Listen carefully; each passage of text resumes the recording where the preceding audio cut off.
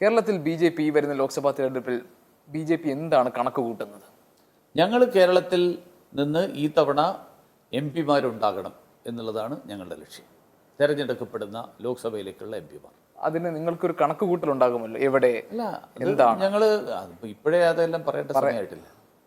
അങ്ങനെ ഒരു കണക്ക് കൂട്ടലുണ്ട് തീർച്ചയായിട്ടും. താങ്കൾ ഉൾപ്പെടെയുള്ളവർക്ക്. തീർച്ചയായിട്ടും കേരളത്തിൽ ആ ഒരു പ്രതീക്ഷയിലാണ് BJP മുന്നോട്ട് പോകുന്നത്. നരേന്ദ്രമോദി, അതായത് കേരളത്തിൽ നരേന്ദ്രമോദിയെ പിന്തുണക്കുന്നവരായിട്ട് വലിയൊരു ജനവിഭാഗമുണ്ട്.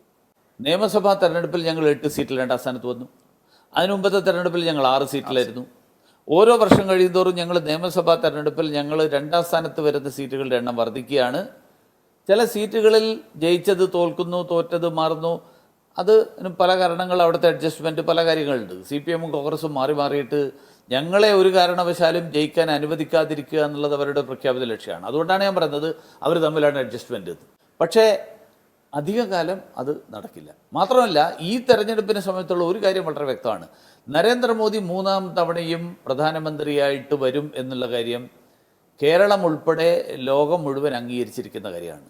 കേരളത്തിലെ ജനങ്ങൾ തീരുമാനിക്കേണ്ടത് നരേന്ദ്രമോദി ഭരണത്തിൽ വരാൻ, കേരളത്തിൽ നിന്ന് ഒരു സീറ്റിലെങ്കിലും നരേന്ദ്രമോദി ഭരണത്തിൽ വരും. കേരളത്തിൽ നിന്ന് MP-മാരെ തെരഞ്ഞെടുത്തുകൊണ്ട് കേരളത്തിന് കൂടി നരേന്ദ്രമോദി സർക്കാർ ഭരണത്തിൽ വരുന്നതിൻ്റെ പ്രയോജനമുണ്ടാക്കാൻ കേരളത്തിലെ ജനങ്ങൾ സന്നദ്ധരാകണോ വേണ്ടിയോ?